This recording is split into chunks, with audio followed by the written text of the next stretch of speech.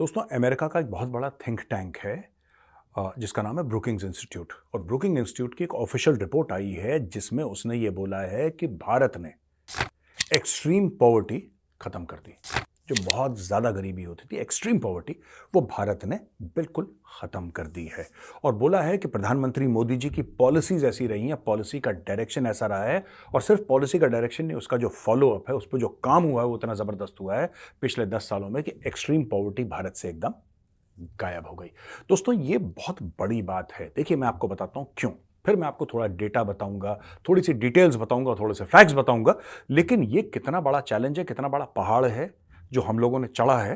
पहली बात तो आप सबको बहुत बहुत शुभकामनाएं इस चीज के लिए। दोस्तों जब हम बात करते हैं कि कोई यूरोपियन कंट्री है या अमेरिका है या कनाडा है, जो भी है, वो जब कहते हैं कि साहब इतनी तरक्की हो गई उसकी, आप देखते हैं कि फर्स्ट वर्ल्ड इंफ्रास्ट्रक्चर है, या आप देखते हैं कि बड़े बड़े सुपर हाईवेज हैं, जैसे जर्मनी में ऑटोबान है और कई सारी चीज़ें हैं, तो लोग कहते हैं यार बड़ा पैसा है इस देश के पास। प्रॉब्लम यह है कि जब आप बात करते हैं परचेजिंग पावर पैरिटी की, भारत की आज की तारीख में भी परचेजिंग पावर पैरिटी काफ़ी कम है, लेकिन भारत की जीडीपी बढ़ रही है।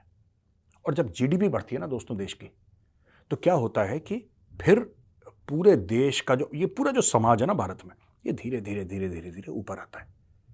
और हर साल कई करोड़ लोग गरीबी रेखा से बाहर, वो lower middle class, upper middle class, middle class में धीरे धीरे धीरे जा रहे हैं। और ये भी मेरा कहना गलत होगा कि धीरे धीरे जा रहे हैं, मुझे तो ऐसा लगता है बड़ी तेजी से जा रहे हैं। एक स्पीड पकड़ ली है दोस्तों पूरे मामले ने। अब इसमें है क्या चाबी, मैं आपको समझाता हूं।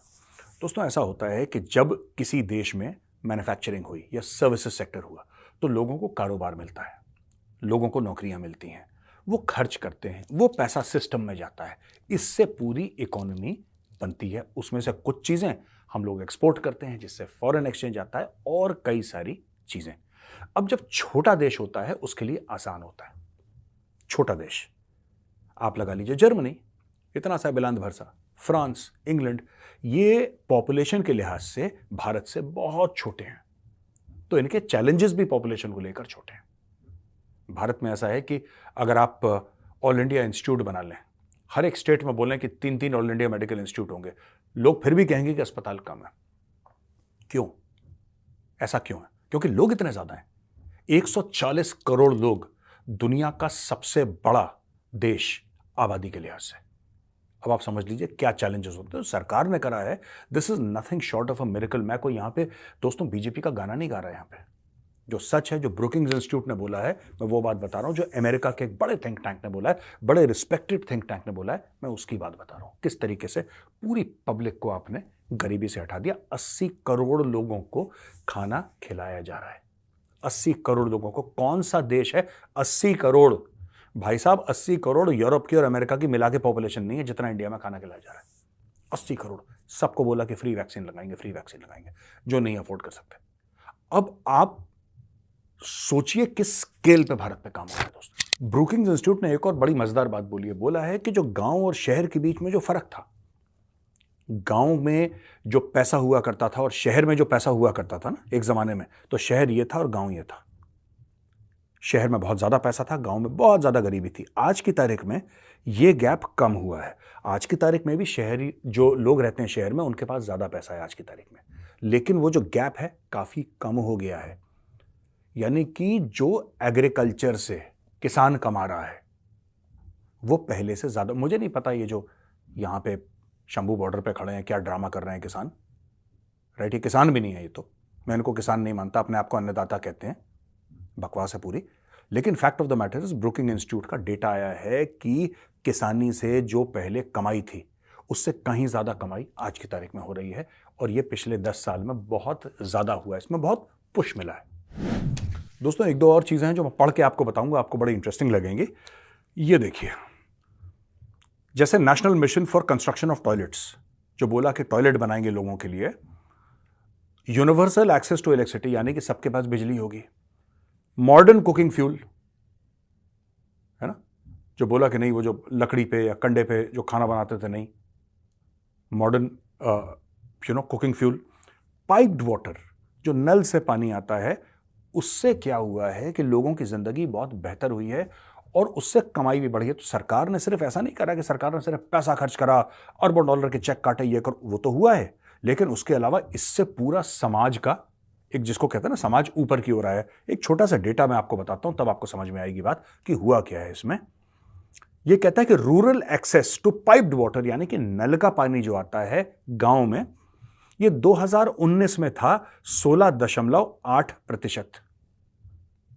16.8% गांव में लोगों के पास नल से पानी आता था, सिर्फ 16.8%।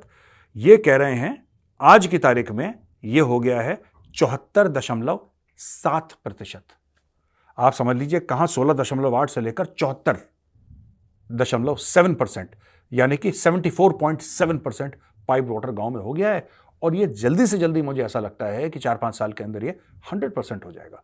100% इलेक्ट्रिफिकेशन, टॉयलेट्स तो बन ही गए हैं, इलेक्ट्रिफिकेशन हो ही गया है, और भी और चीजें इसमें जुड़ती चली जा रही हैं। अब दोस्तों, जब देश आजाद हुआ था, 1947 में भारत को आजादी मिली थी, तो उस वक्त भारत में 70% लोग गरीबी की रेखा के नीचे थे, 70%। 2016 में यह हो गया 21.1%, डाउन फ्रॉम 31, अच्छा 2009 में 31.1% था, 2016 में हो गया ये 21, ये सीधा 10 पॉइंट गिरा है, सीधा 10 पॉइंट गिरा है। आप देख लीजिए, ये 2016 में हो गया 21.1%। और अब जैसा मैंने आपको बताया, एक्सट्रीम पॉवर्टी वाइप आउट हो गई है, खत्म ही हो गई।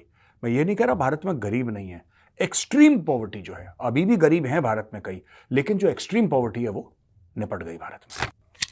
दोस्तों, सिर्फ यही नहीं, आप सुन ही चुके होंगे कि भारत की जो इकोनॉमी है वो वर्ल्ड की 5th लार्जेस्ट हो गई है बाय जीडीपी। ये तो आपको पता ही होगा।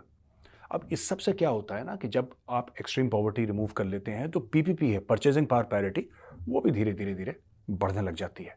लोगों का मानना है कि 2027-28 तक भारत जो है वो दुनिया की 3rd लार्जेस्ट इकोनॉमी बन चुका होगा। भारत का स्टॉक मार्केट जो आज की तारीख में $4 ट्रिलियन का है और दुनिया के नंबर 4 पे आता है, उसके ऊपर जापान है $6 ट्रिलियन पे, जो कि नंबर 3 पे आता है। लोग कहते हैं कि भारत का स्टॉक मार्केट जापान के स्टॉक मार्केट को पछाड़ देगा दोस्तों। और सिर्फ यही नहीं, ये सुनिए, जो लिटरेसी रेट है, जो एक जमाने में बड़ी कम होती थी, 1947 में 100 में से सिर्फ 12% लोग थे, सिर्फ 12% लोग दोस्तों जो अपना नाम लिख सकते थे।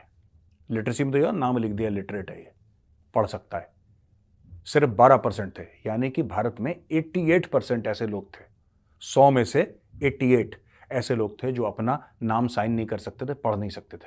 आप समझ लीजिए तब से कितनी तरक्की करी है भारत ने। मैं आपको लेटेस्ट डेटा बताता हूं कि 2020 में ये 74% हो गई थी। 2020 में इट बिकेम 74%, और अब लोग कहते हैं इट हैज क्रॉस्ड 80-85%। मुझे लेटेस्ट डेटा 2024 का नहीं पता है, लेकिन लोगों का यह मानना है कि 80-85% क्रॉस कर चुके हैं। We are headed for 100% literacy across India. यह तरक्की की रफ्तार है भारत की।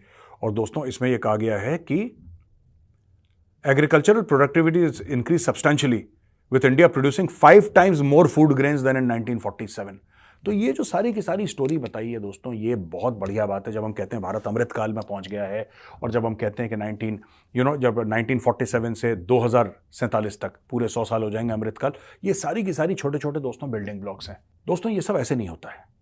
हम सोचें कि एक दिन भारत बिल्कुल सुपर पावर बन जाएगा, नहीं है। एक दीवार है बहुत बड़ी, जिसमें छोटी छोटी ईंटें लगानी पड़ती हैं आपको। And every day India is doing much better. सिर्फ भारत का जो स्पेस प्रोग्राम है ना, सिर्फ स्पेस प्रोग्राम, लोगों का यह मानना है कि अगले 10 साल में सिर्फ स्पेस प्रोग्राम से, प्राइवेट स्पेस प्रोग्राम से कमाई $100 अरब से ज्यादा की होने वाली है। आप समझ लीजिए भारत किस तरक्की की रफ्तार से आगे बढ़ रहा है।